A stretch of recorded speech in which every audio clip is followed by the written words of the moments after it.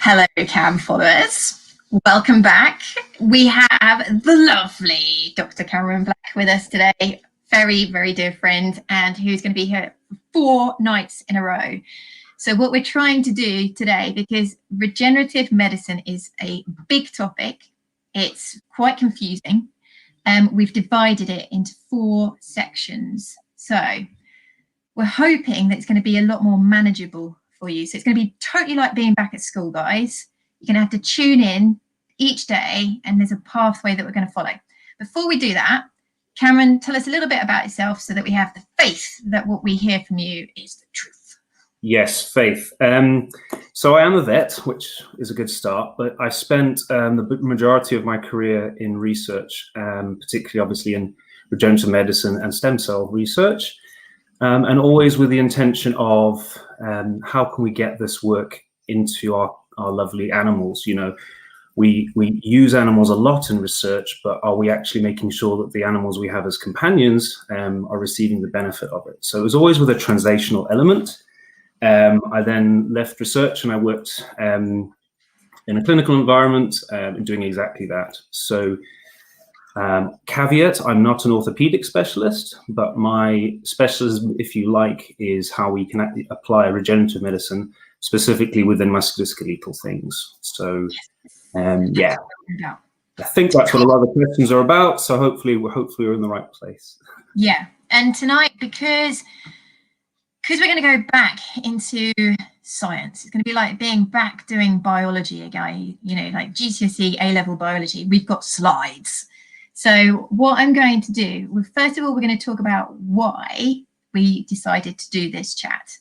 And let me explain where these Facebook Lives come from. So we have a community group called Holly's Army that was originally created so that people had a voice and they could tell us about their cases, because a lot of people want support. A lot of people are very vulnerable looking after their dogs. Even if they're in a house full of people, it's their decision making and it's their worry. So we created this group. And within this group, we have a lot of people asking questions. Now, as a vet, I have a legal obligation that I cannot specifically advise anybody online. I have to, as a vet, respect that that animal is not in my care. I haven't handled it. I haven't clinically examined it. So whenever we give advice, it tends to be very generic and not very targeted. So what we do, which is a little bit different, is if I know that there is a topic that comes up again and again and again, I then get one of these cool guys to come and talk to you so that we are answering your question, but we're not answering your question to you about your dog. So it is a little bit harder. You're not getting kind of spoon-fed silver platter advice, but we're certainly trying to make sure that we stick to the legalities and we get you what you want. So there's been a lot of talk on Holly's Army in the last few months about PRP, stem cells, regenerative. How can I integrate it? Should I integrate it? When should I do it? Where should I do it? So to get around that, I thought, right, and get Cameron back. We're going to do 4 days of this and hopefully create you the information that you need to start answering those questions. What do you think about that, Cameron? Because you felt pretty much the same as me when we decided to do this, didn't you?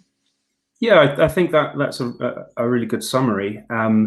My feeling of how sort of it, both from families bring their dogs to me, but also talking to colleagues in both general practice and referral, is that there's just such a gulf between hearing the term stem cell therapy and actually what it entails for the family, what it entails for the dogs. What does it actually, you know, what do we mean by it? How does it work? Does it work? So I just felt that it would be quite nice to chat to a group of obviously people who are interested, people who care greatly for the animals under their care. And we can start, but we just want to give people some tools to feel that when they get offered these things, that they're a little bit better informed. And that because sometimes it's expensive, sometimes a lot of promises are made. Just to give them that awareness that they can dig into a little better and not feel that they're just totally reliant on someone else. Yeah, definitely. And I think, as you say, the term stem cell is thrown around so much now. It's almost really, really, it's really confusing. And I've just got to say, this is lovely. Pam Campbell, do not worry that you put the angry. I saw that. But I love that you just wrote that. It's really bad when you press a button and suddenly your angry face comes up. You're like, oh, I'm so sorry, I didn't mean that. No, Pam, it's fine. We're okay with that. So, yes, let's crack on. What we're going to do is get this presentation up and rocking. So if you can share it with me, I'll put it up on screen. Please do ask questions. What we'll do is we're going to try and stick to the science today. So later in the week, we're going to be talking specifically about stem cell therapy, specifically about PRP therapy, and specifically about other stuff that's included in regenerative. So tonight is very much about the science. But by all means, put your questions down. I might say, come back tomorrow and we'll answer it then. Or if we've got plenty of time, we will. Okay? So share your screen and I'll pop it up, Cameron.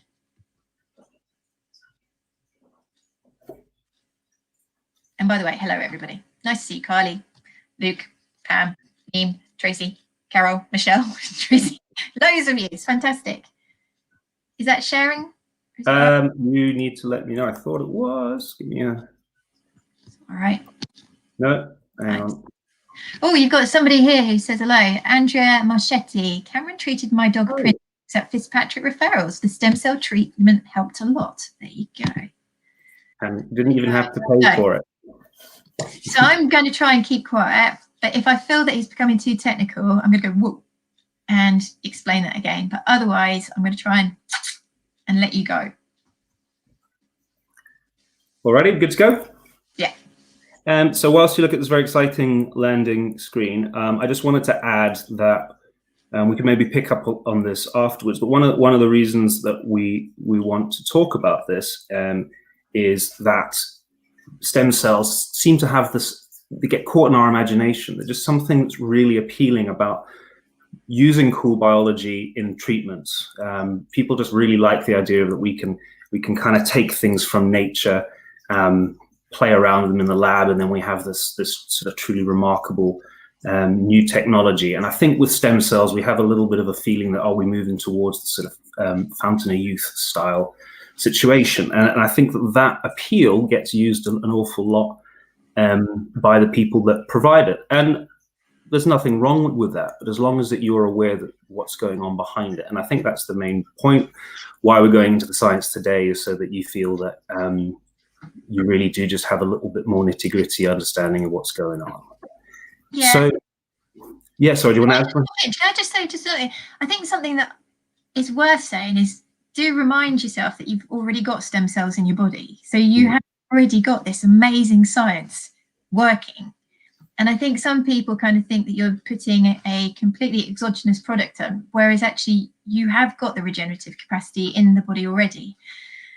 Just thought I'd throw that in there. Yeah, no, I mean, thanks for stealing some of my lines, but absolutely.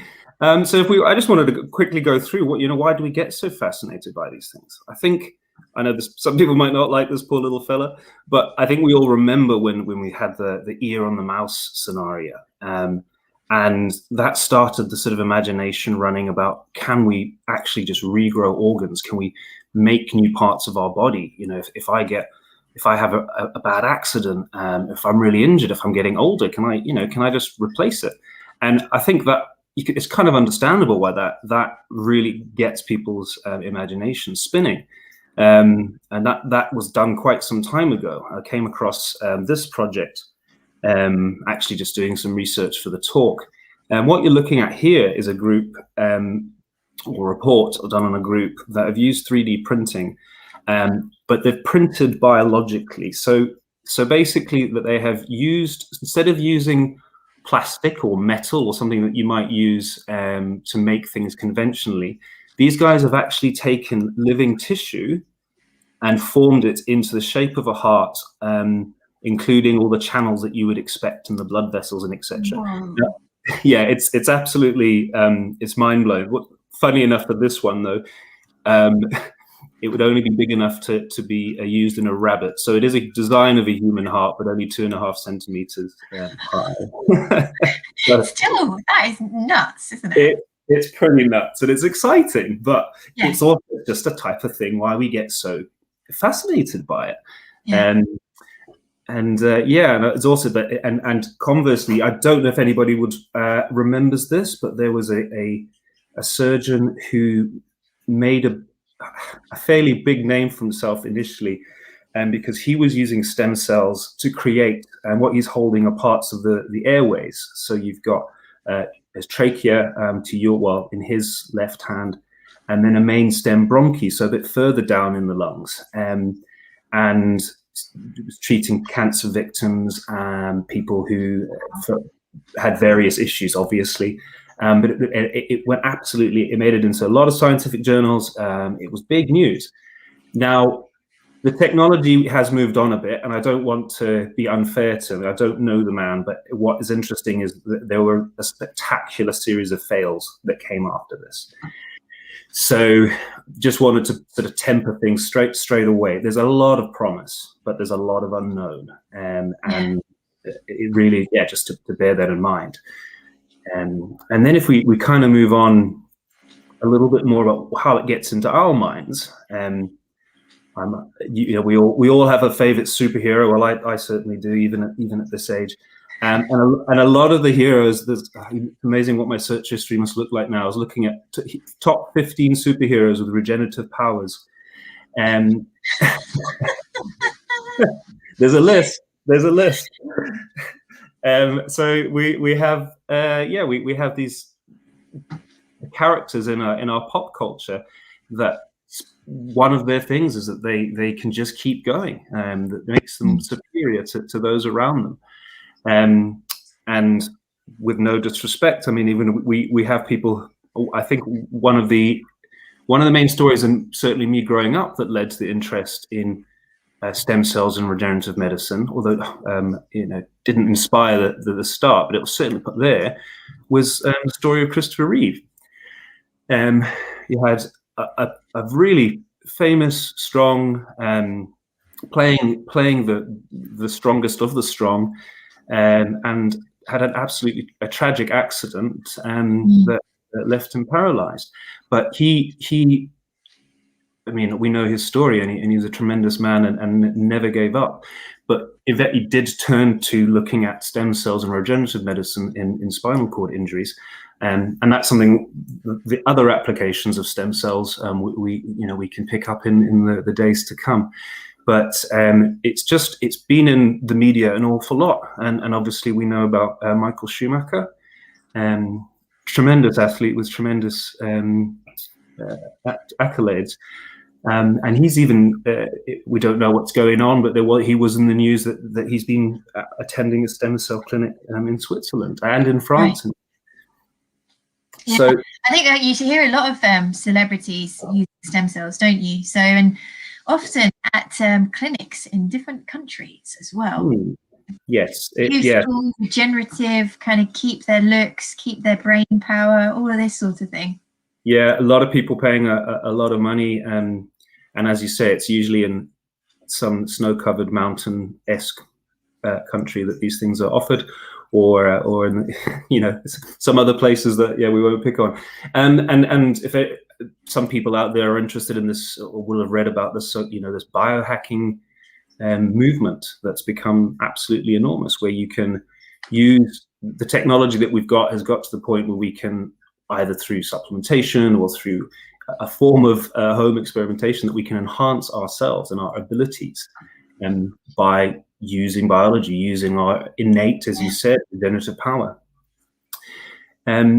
Then moving more to just signs of where people probably see regeneration every day, and they, you might not think about it. So if you've ever seen velvet or discarded antlers, can you imagine that they go from a bud to fully formed in sometimes less than months? They're growing at an absolute incredible rate.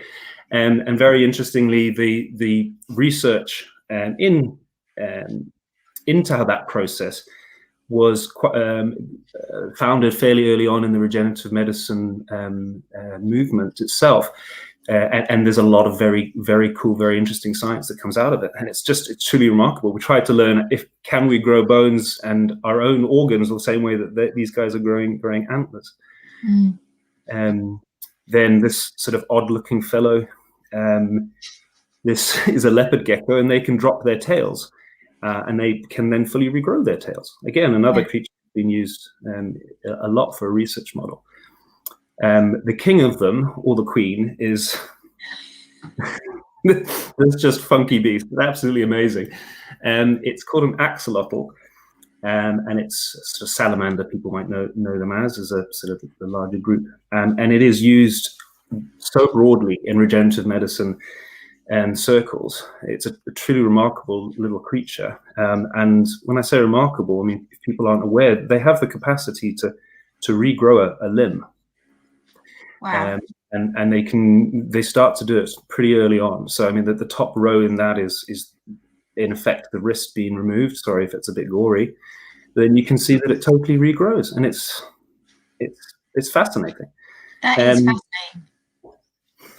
Yeah, if anybody's interested, there are some great articles that talk about it. They can even, if they manipulate it, they can get it to grow twice the length, and they can get a sort of hand to grow, an arm to grow out of where the wrist was, so it's a much longer limb. So I mean, it might sound a bit mean, but truly remarkable creatures.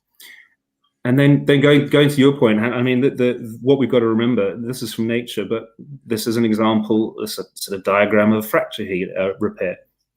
So it's happening in our bodies all the time. The reason that you and I and all of us are still going is that our bodies are always repairing, always regenerating. We get worse at it at age, as we age, but we're still doing it. And that's because we have, amongst other things that contribute, a source of stem cells in the adult. And so this little diagram, what happens is fracture, you get the angry inflammation, but it eventually draws in stem cells, and working with other cells, they heal. And yeah, so interestingly, bone is the only organ they say that heals without scar formation. So yeah.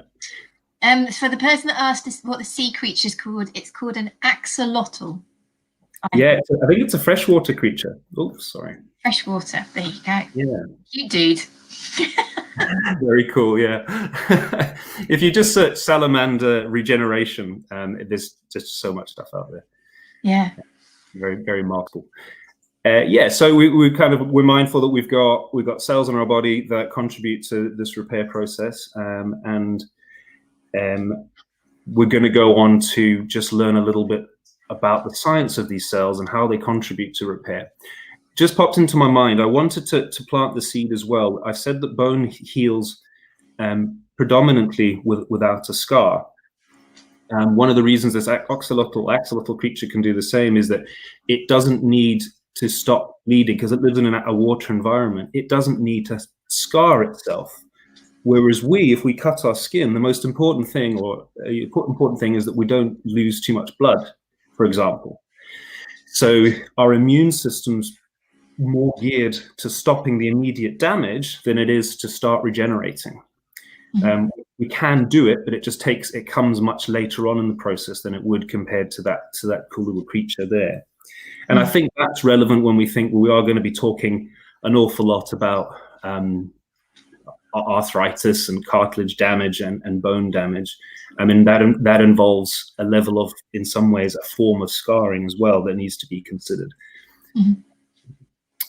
Little question from Luke. So inflammation is actually useful then? Yeah, very. Really. Without it, we would be in a mess. It's about actually controlling it when it gets out of hand. So you need an inflammatory process to remodel yourself on a regular basis.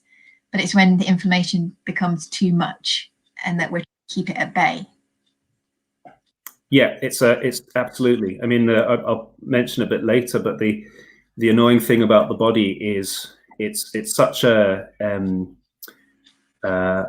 case of too much, too little, not quite enough, just right.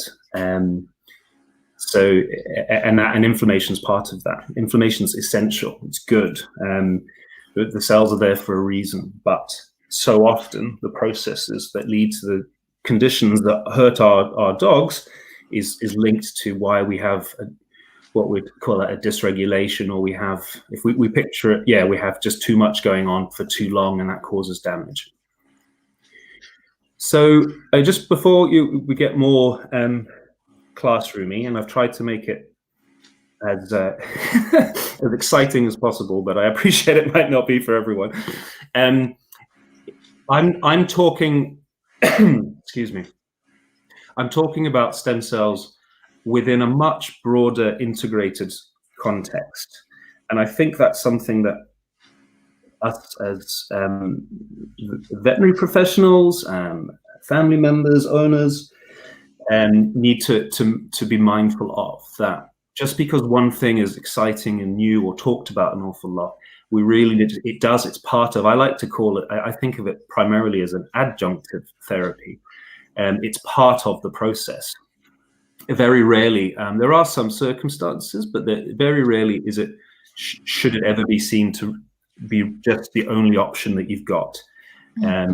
And so just an obvious little show of... No, I think that's really fair. And I think that's a rule of thumb everybody's got to kind of think of. When your dog has got arthritis, what's for me so fascinating about it is so complicated. There is not just one answer. And even when you look at things like joint replacement, where people might say, well, you fixed it, you've taken it away, it's gone. Well, actually, no. If you've got one joint affected, it's very, very likely you're going to have other joints affected. And if you've had a joint affected to the point that you've had to remove it, it's been that bad, the nervous system will be affected. The musculoskeletal system in the rest of the body will be affected. So there isn't anything out there that I know of is a unimodal fixer. It's a case of making sure that you have a really a wise multimodal approach. That might be weight loss, controlled exercise, lifestyle adaptation, appropriate exercise therapy, maybe a bit of a non-steroidal, maybe a bit of a supplement, maybe a regenerative approach. They all come together. Absolutely. And I mean, we'll certainly be mentioning it more today and in the days to come. But what's important to remember is that predominantly, if we're talking about osteoarthritis, there's something else that's led. It's should be considered more of the symptom rather than the actual disease itself, in my mind. So it leads us to, a lot of times, is there an underlying deformity that the bones wear differently, or has there been a trauma that's led to that inflammation, that uncontrolled inflammation that we talk about, or is there a developmental issue like in the dysplasias, where the stem cell can be regenerative medicine can be part of it, but there's so much else going on. And so that's, I think, well, obviously we're on the same page on that. It's something that I have no problem beating a drum about, in my mind anyway. And yeah, so just crack on. We're going to go straight into what the stem cell is. So for today, if we just look at that, we're going to be talking about that mesoderm one. So the mesenchymal stem cell. It's not by any means the only one. And that's important to remember. There is no thing in the body called that I could go in and say, there it is, that's the stem cell. It's a kind of a spectrum of different cells at different levels of development and with different abilities.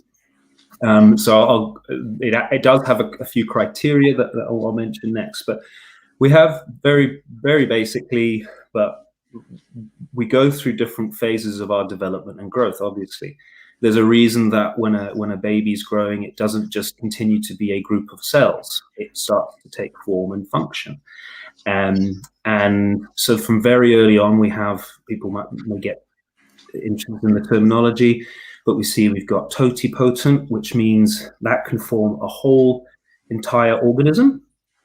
And then we have pluripotent, which basically means that we can form any tissue in that organism. And then what we get further down, what we call a differentiation pathway.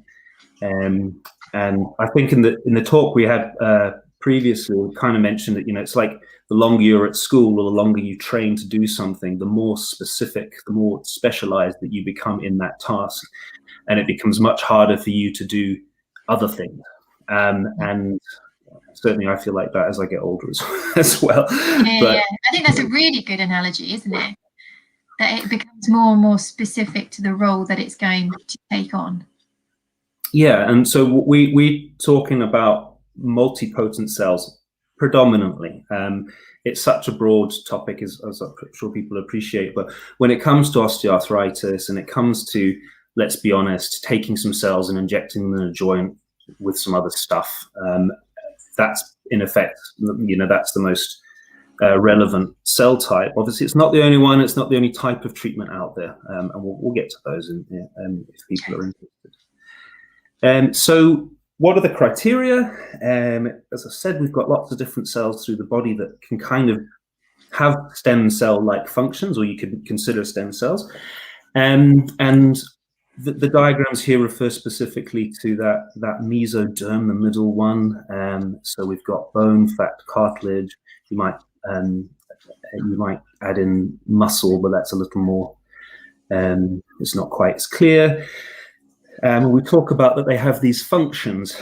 They can self-replicate, so they can to make another version of themselves. And that's why in the body we still have stem cells, is because they themselves do age. And so they need to keep renewing so that we've got this resource, this bank of cells that if they're needed can be called upon. Because if they didn't self-replicate, we would just lose that function and we wouldn't be able to repair any tissue as we age. Proliferate just means, they can increase in number, and they can do it in two ways. They can either form, as I said, another version of themselves, or they can form another version of themselves and start to form a sort of daughter cell, if you like. That's number 3. That has been at school a bit longer, basically, and has that capacity to turn into different things. It's like giving birth to an adult. Yeah. Grown-up student. There you go. You've missed your younger years. Straight in. Yeah. No, terrible too. On you go. So just that if people are interested, we also have little techniques we use in the lab to get an idea of the properties of these cells. So obviously you can imagine the bottom corner, those little sort of round droplet things. Those are little fat. So that's fat within a fat cell, within fat, the tissue. So it's just what it does. And the sort of circular red, we've got matrix. So that's the sort of net like or carpet in a way that you have in cartilage. And there's ways to tell if it's what type of cartilage it is. But yeah, so we use those. And then the other picture is of what you would expect in bone. So bone has a very specific content as well, and you can test for those. So we do, and obviously that's just one way. There's a lot of molecular techniques and other sort of characterizations, but it's not really just take home is that in the lab certainly we have a pretty good handle on what these things are. And that's a part of my I don't call it a bugbear. Is that maybe unfair? But I think a lot of people think, well, I don't need to know that. I know that I think it works, I'm gonna do it. But you can end up maybe using two things that don't work well together that you would have known if you maybe. See, what you're trying to say is that you might harvest and culture stem cells that aren't actually hop, skipping and jumping into what they should be, in that when you've cultured the stem cells, so very, very briefly, guys, because we're going to come back to this later in the week, the whole process of stem cell therapy can either be straight out of the body and no manipulation at all and straight into the joint, or you can actually have the material taken from that dog's body, sent away, cultured, so that you replicate these stem cells. So there's blinking millions of them, and then you send them back up in the joint. But you also get a chance to select which stem cells that you want, because there's no point in having stem cells that have already matured into something that you don't want in there. You want them to be brand spanking new, ready to go into the job role that you've selected. And is what you're saying, that there are cases out there where people aren't allowing that differentiation, so they're being plugged when they're not as good as they could be, shall we say?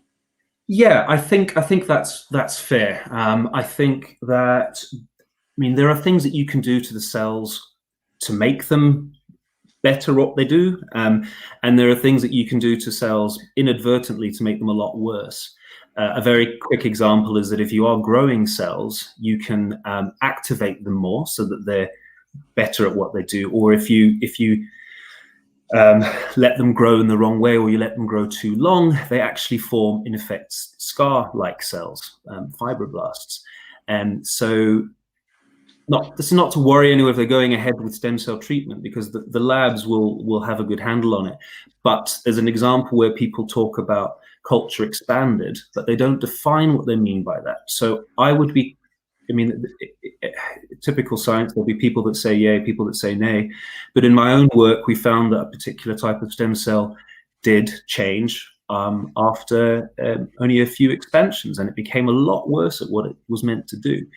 And so I just think it's worth bearing in mind that there's certainly an awful lot there, that it might be a way to find out where that person's at is, can they at least appreciate that, or they just think it doesn't matter? Because for me, I think it does. And certainly if we're talking about potentially causing a bit of pain in order to treat this is just going on a side. I think this is the problem with so many things in life, not just dog arthritis, is that there's a real element of trust when you're going down anything, be it buying a car, be it purchasing a house, choosing a treatment for your dog.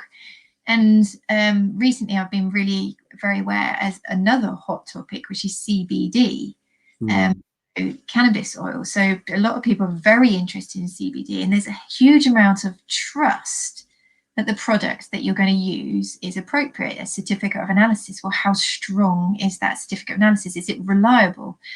And I know that after years and years of doing CAM, I still haven't got the answers. And that's a horrible thing to say, is I feel like I'm a really bad Father Christmas.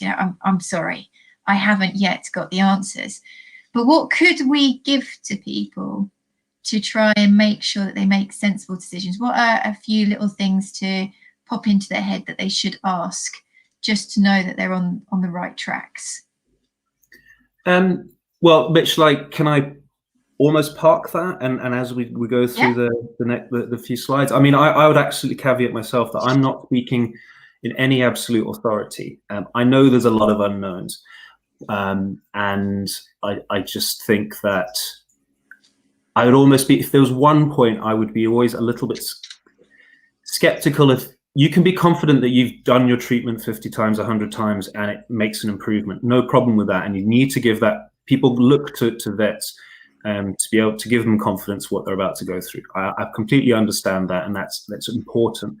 But for them to be aware of, things like, actually, we don't know yet, or we're still waiting for that answer, or I know that it's being looked into. I think it's a little subtle thing, but it's just a nice bit of honesty that, and probably means there's some awareness in the back. Well, will mean there's awareness in the background. I think that's probably a simple enough. I think that's fair to say. I was talking to somebody the other day, and I think this is a really good for everybody to know this anyway.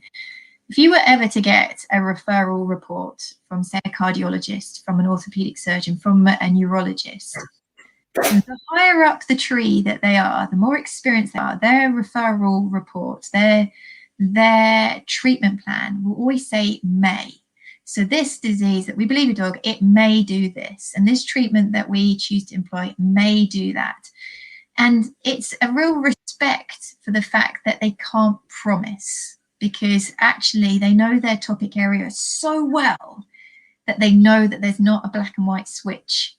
And I think that's something to be really, really cognizant of, guys. If you are talking to someone and they say it definitely will be, I always just kind of go, whoa, that's a little bit confident there, don't you think? And that's where we kind of talk about Dunning-Kruger a lot on CAM, which is where people that are on their learning curve zoom up, feel super confident, start learning more, and they go, ah, realize how little they know, and then they slowly creep up, slowly again. So I think what Cameron's just trying to say in that is that have a really good conversation with your vet, and if there is a real supreme, it will definitely do this, maybe have a little bit of a concern. Is that what you're trying to say? Yeah, absolutely, and also as that just start of the session, when we talk about the options that they're giving you, I think that also says an awful lot, which we'll talk about, and I'm sure has been mentioned on CAM an awful, as an ongoing concern as well. So I'm just going to crack on, otherwise people are doing the same thing. So we've got the ability to grow into, and we're going to talk about these three different things. Very quickly, and Hannah mentioned it, but we've got different ways of getting stem cells. There are some preparations out there that come from the bone marrow. You don't have to worry too much about that, but bone marrow has, as expected, a whole mixture of cells, but it does have these MSCs, and that string of images you see on the bottom, actually, from left to right, if you see those,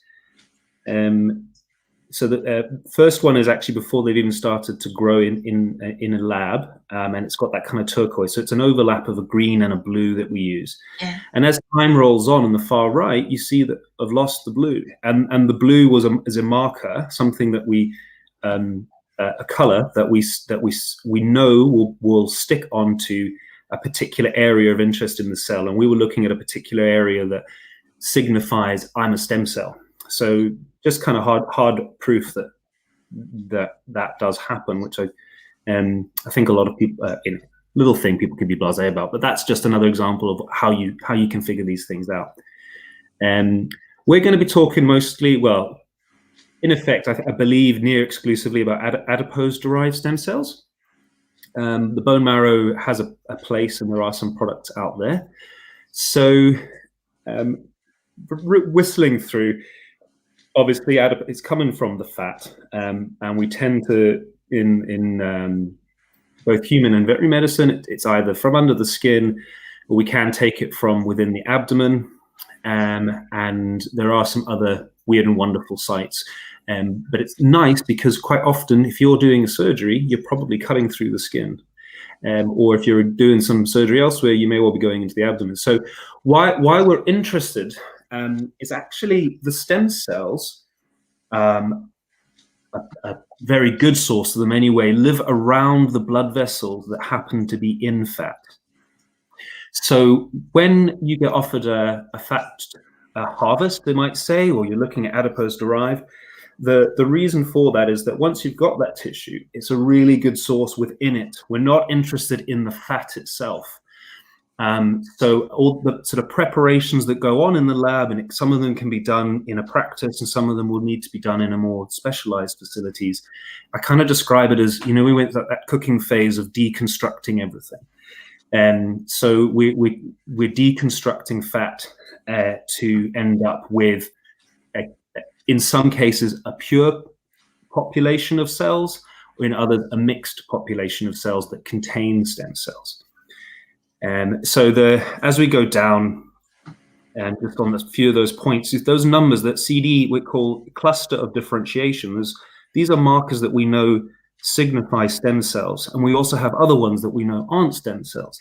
So it's just another way that usually in a more specialized facility, there's ways of figuring out what you've got. I will caveat, because I don't want to get bogged down in it, that to be very honest with you, we've been doing this kind of stuff for long enough that the commercial products out there, we're pretty sure we know what's going on in those populations, by and large.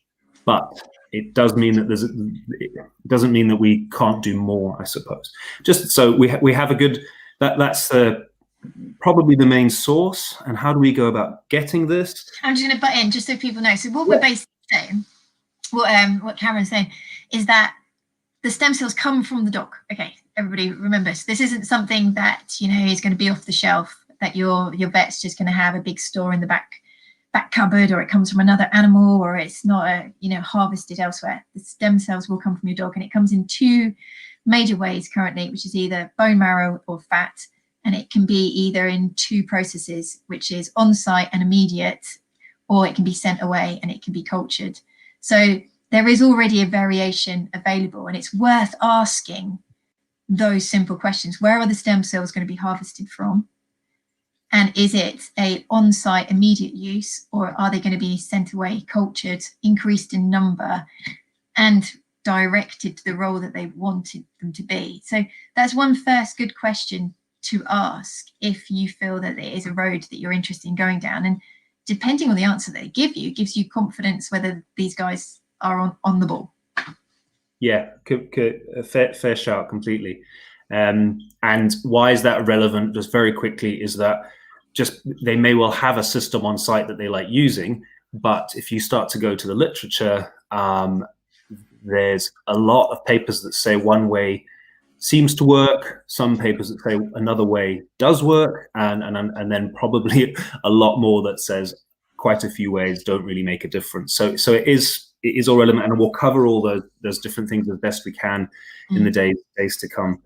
So yeah, quickly, what happens if it's done in a sort of a lab, and even there are some larger practices that could have this capacity. You take the substance. Remember, I said we deconstruct it. So we can either do that by mechanically, literally grinding it up to a very fine morsels, or we use the enzymes in the body. So these are, people familiar with enzymes, but we have ones that will actually break down the bits that hold the cells together.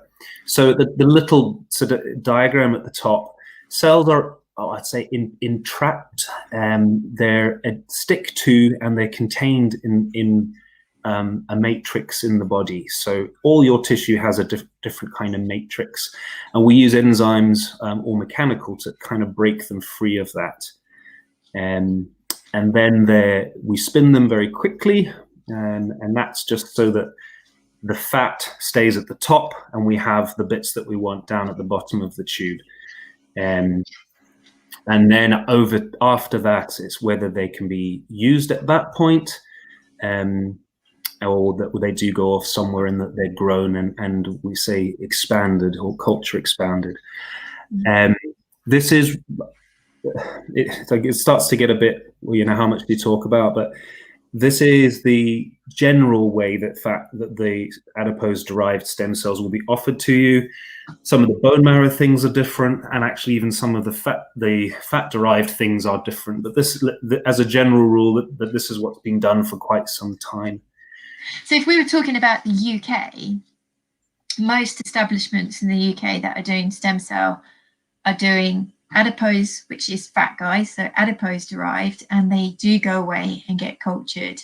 So it's a two-step procedure. But I do know over in America, in certain states, they're not allowed to culture, are they? So they would pull out of this process before it went to the lab and got cultured, and they would use the stem cells that they harvested on site, broke down, separated. Now, the big difference between the two guys is the one from the culture, you're going to get millions of stem cells, and they're going to be cleaned and washed and matured, whereas the other, you're not going to have that. So when Kim was saying about comparing clinical trials, that's one major flaw already, is that a lot of the trials are out there are using different products, aren't they? Yeah, and they completely, and they do different things to them, and they all can slightly change the outcome for it. If people are interested, the reason that these, what I've called the SVF, so that's the vascular fraction, these kind of bedside treatments are appealing, is that currently it's quite regulated in the human field anyway to be allowed to use culture expanded.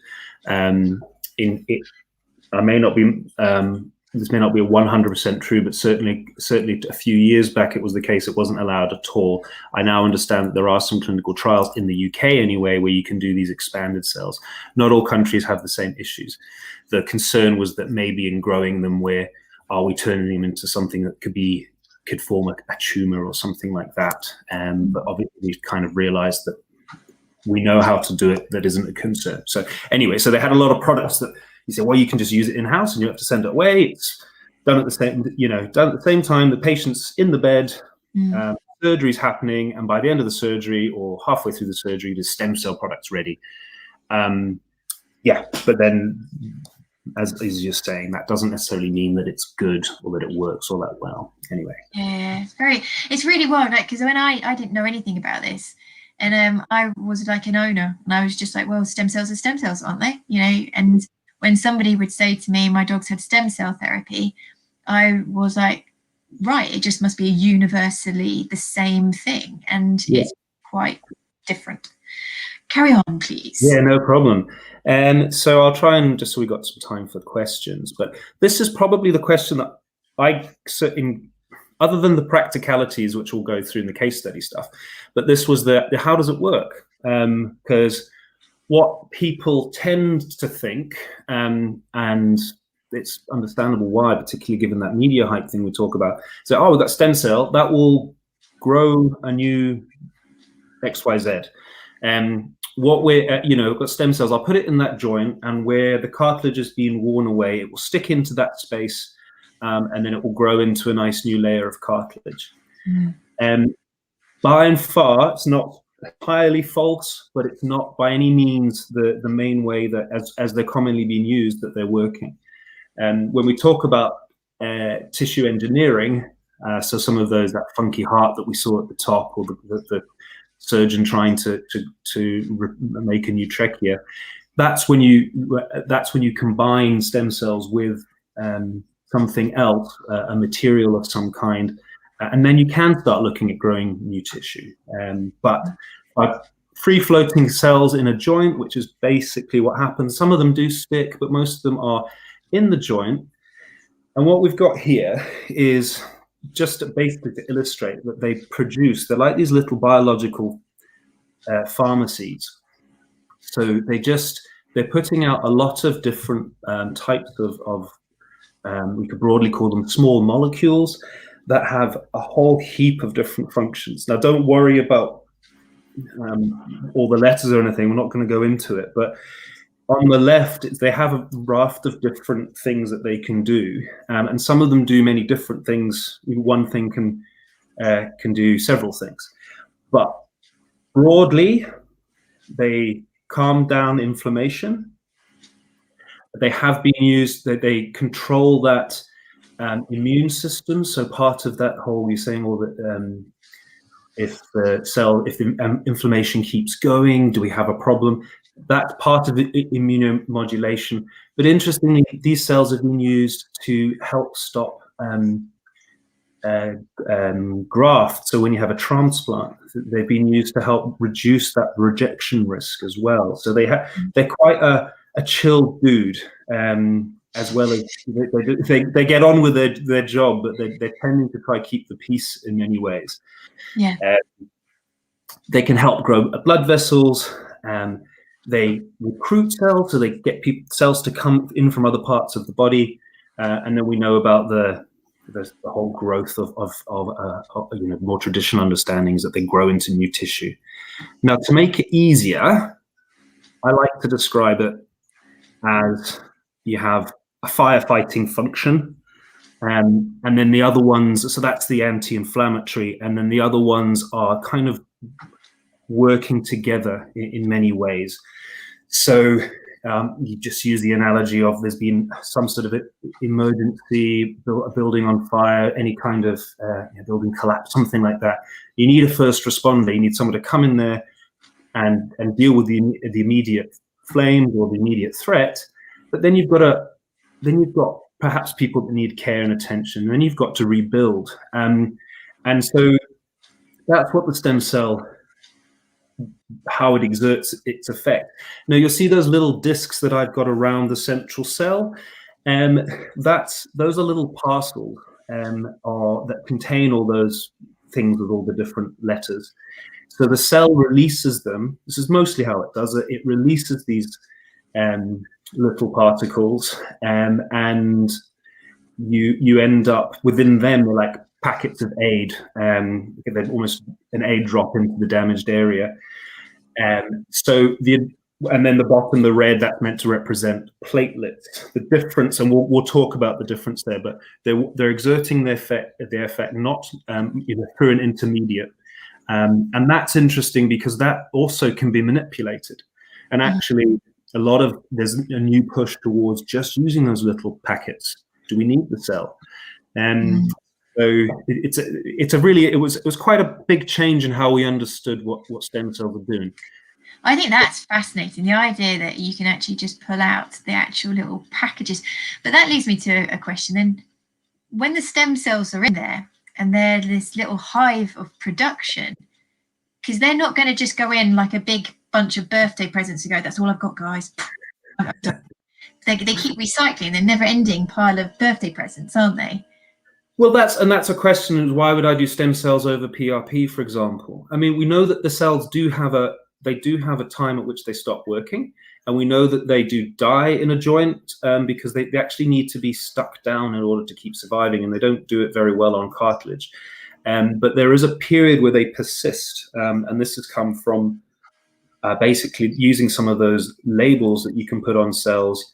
And initially, the work was done in I think it's been mice, rats, and rabbits. But they could image. They could actually take a picture using a type of imaging and see that the cells were still there. And so it's a possible reason. I mean, it gets on to it's a possible reason that stem cells are advantageous when you look at the data over other things like PRP.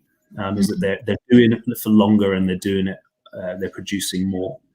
Yeah, absolutely. Yeah, because they're their own little hive of activity, aren't they? Cool. Okay. So. Right. Just quickly we know all that. Love this.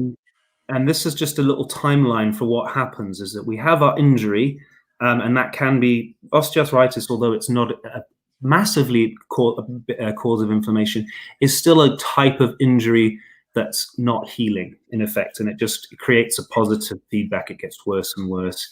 And so the stem cells need to be activated. So you've got this raft of processes that happen, and then they pitch up. They're like, right, guys, what do you need me to do? And they're not alone, but there are some other cells that work alongside them, and you trigger the tissue repair. And then that remodeling is, I was thinking, can you remodel like you remodel a house, but probably not the best way. It's because the initial repaired tissue is very simple, and actually adult tissue is quite complex. So it needs to, once it's repaired, you go through this process of making it more like it was. Yeah. Yeah. And that phase of wound healing, I think, is brilliant illustration because it applies to our understanding of how to manage OA with or without stem cells, guys. So, when you're looking at things like this, you could argue that it applies to when people have an acute flare, in that you've had a sudden spike in your inflammatory process and it's going to take time to calm down. And I think a lot of people, when they see their dog have a sudden deterioration, they just want it to switch off. And unfortunately, there is an inflammatory process that follows, and we have to allow it to go. So it's a brilliant slide to help in many other ways as well. Yeah, and that it's a really good piece of advice as well.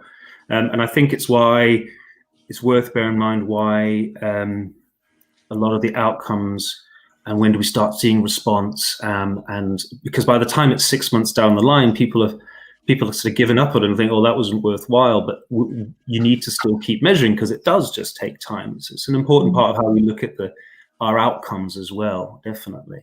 Yeah, and that's another chance for me to say something really interesting about OA, is that I think a lot of people don't realise that to get the answers that people want, these come from lifetime studies. So there aren't really, well, you'll tell me, are there studies where you've got a cohort of dogs that have had stem cells when they were 3 in their dysplastic elbows and look at when, unfortunately, their time was up compared to dogs that had dysplastic elbows that didn't have, say, stem cell therapy. I don't think anything like that really exists currently, and it's we haven't been it's not been adopted enough to do that, and it's also technically quite difficult. I mean, as you'll know, that there are those studies in a lot of the in some of the nutraceuticals, which is pretty cool. There are studies in humans where they've shown that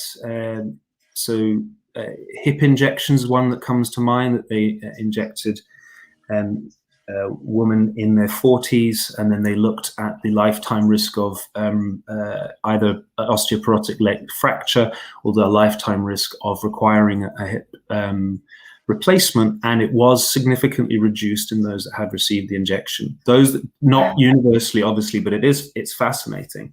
And there are many studies that show a delay in the requirement to have a joint replacement, but not that you never will.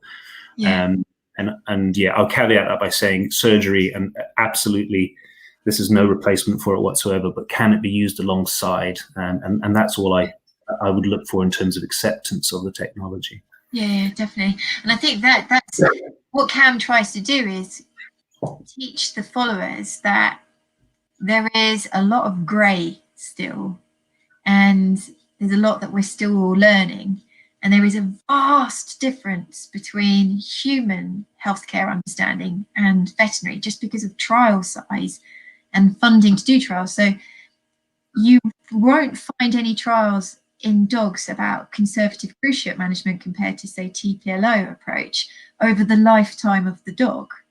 Whereas you will in humans. There are studies out there looking at athletes that would have had a conservative approach to cruciate compared to surgical. And 15 years later, what was the difference between the two cohorts? And that just doesn't exist in the vet world. So there are so many things that we still don't know. Shall I put your slides away? Yeah, I don't think I've got anything else. I just wanted to last two, just to set up the week to come. So we talked about the stem cell and where it comes from and what it's doing. Just to give you an idea, that there are a lot of different terms, and we don't have to go into it, but where is it coming from? What type of tissue is it coming from? How is it processed? You know, we looked at that. Does that have an impact? Are we using it with, we can use it alone? Are we using it with some of the blood-derived things, and that's PRP, which we obviously will talk about, or the PRP-like products. We also touched very briefly on, can we just use those kind of little discs of goodness, or is it better to keep the stem cell in there?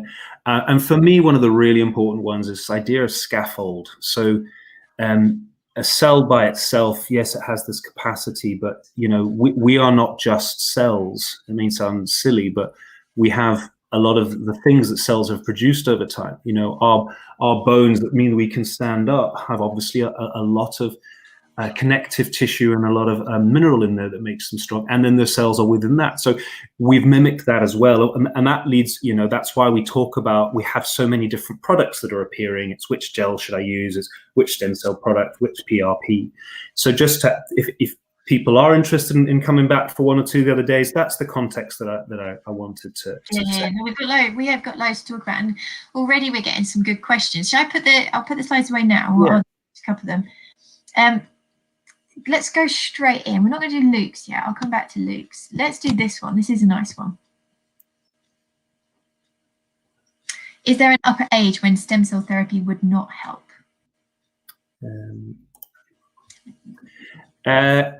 Well, no, that's all right. I don't think the answer is that I would say I have not experienced a clear effect. We know that as animals get older, the disease process gets worse, and as animals get older, the cells themselves age. In humans, there's much clearer understanding that an older human has a less effective stem cell. Again, not hard and fast. So, will that be as effective? So I think the answer is My view is that earlier treatment, if appropriate, is better.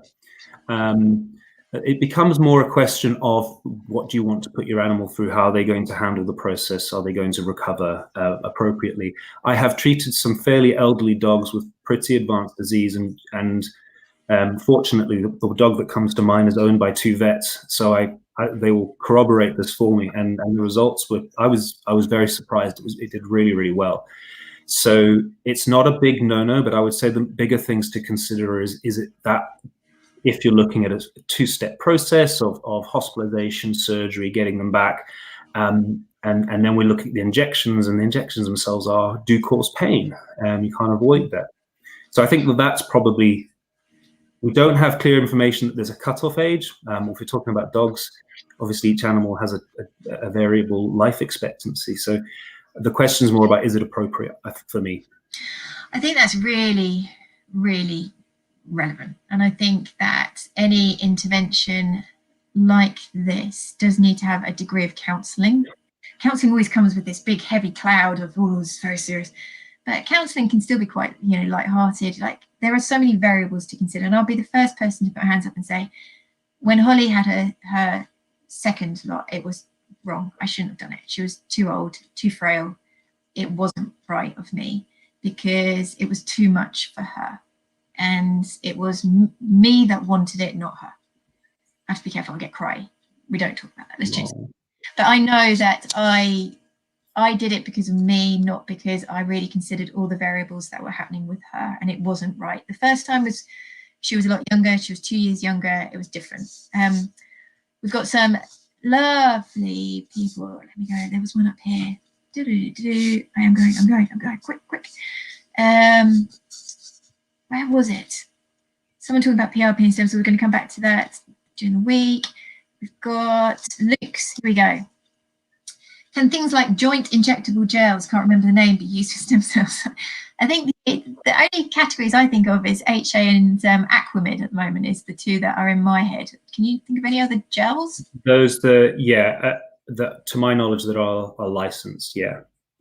But there's an awful lot in the pipeline, and it's biomaterials development is just an enormous field. And the answer would be certainly in research, yes, and that it's encouraged.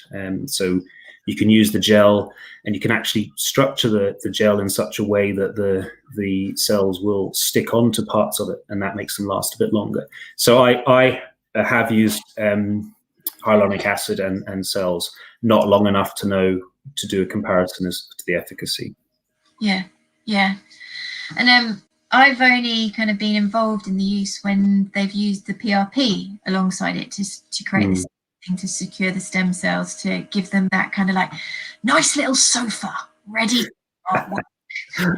Where otherwise they'll be like in an empty hostel room going, seriously, you want to work in this? Have you been? Well, it's not very friendly. So yes. I like this. But at that point, and I didn't sort of mention it, but that point of friendliness is really is relevant as well, because how you manage a condition before you go to stem cells is also important, because we know that if you grow cells, it sounds obvious, but if you grow them in fluid that's taken from an inflamed joint, they don't grow well, and in fact, so depending on the concentration of things, they will die. So are you managing that joint before you go into stem cells? It's just another part of it. That's really material, isn't it? Yeah, and as you say, prepping the joint, and should these dogs have been on a long course of anti-inflammatories prior to make sure that the reception for the stem cells is a little bit more friendly. But then you add another variable, don't you? Is it the stem cells that really make the difference, or is it the long course of anti-inflammatories? Yeah, so it's a very muddled area to kind of go definitively it was this. And also, many people that are doing stem cells, they're also combining it with rehab afterwards. There might be some weight loss in the process between the checkups. There might be a change in attitude by the owner, that the dog's now not jumping off the sofa in and out the back of the car, still not, stop chasing the frisbee. So there's quite a lot of things that can happen after that could also influence whether they work or not. So it is, I find it very difficult. You need to be working with a really good team. And I think that would be a nice point to leave it on, is just to kind of reinforce that if you are interested in this route, you need to find a good team. And your first port of call in my mind will be your vet. And you have to express to them that you really are interested, and can they point you in the right direction, or do they provide it themselves? And if they do provide it themselves, sit down and have a conversation, see how confident they are, what their knowledge base is, etc. And then if they don't do it themselves, kind of find out who they recommend and get a feeling of how experienced they are, what services they offer. But as Cameron said at the beginning, this is not a standalone. It's just not a standalone. It's not you're going to just go to a lovely, beautiful white clinic that's got plants like behind Cameron's back and white walls, and it's going to be over and done with, and jobs are done and he's going to be fine now. It's still very much part of a broad treatment plan, isn't it?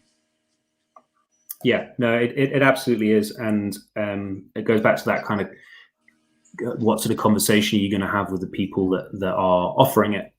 So balance is always a good sign for just to keep it nice and simple. A balanced point of view gives you a few different options and doesn't only throw you in one way. It's a really simple take home from that. Yeah, definitely. And I know I am weird, and I am totally aware that most people that meet me now think I'm weird because I'm so interested in just arthritis. But knowing what I know now, and I've still got so much to learn, I would want to be working and taking my dog to somebody that was part of a team who didn't feel that they could do everything just as a single person. Because I know the benefits that you can get from physio, I know the benefits you can get from hydro, I know the benefits from lifestyle change, dietary advice, pharmaceutical advice. And I just really think that in the next 5 to 10 years, we're going to get an explosion of multidisciplinary teams. I really, really feel this. There's so much change in the industry that you're getting the physio that works with the vet, and they have the hydrotherapy center, and they have the external therapist, and they have the internal medicine specialist, and they talk and they combine their skills, and I know it's happening. So make sure that you get everything. Cool. I will not waffle no longer. We will be back tomorrow. What are we going to do tomorrow? More specific. Yeah, we're going to be more specific. We're going to use 1 or 2 case examples and just talk you through the practicalities of how you might end up being offered stem cells. And if you do go ahead with that, what does it mean for you from broadest range of things as payment and insurance, aftercare? What does it mean for your dog in terms of outcome? Giving examples of where it may work, where it probably hasn't been shown to work as well. But we'll kind of leave it as the patient process, if you like, and we'll do more of the literature review and the efficacy stuff, including PRP on Wednesday. And then after that one, we're going to just look at kind of some of the weird and wonderfuls, because there's a lot of really interesting work that goes in, and we're just talking about osteoarthritis, but we can talk about nerve regeneration, retinal regeneration, stuff that's going on in the cardiac world, wound healing, just some fun stuff for me anyway. So you get criticized for enjoying osteoarthritis. I get criticized for liking stem cells too much. Cool. Okay, right. So thank you guys. We've had a lovely Stacey McShane. I hope your view of multimodal approach becomes common. It feels like it'll be a game changer for animals. Do you know what? Many of the lectures that I give are called game changer. So great minds, great minds. We will see you tomorrow at 7. I can't wait. And thank you, Cameron, for giving us your time. See you all tomorrow.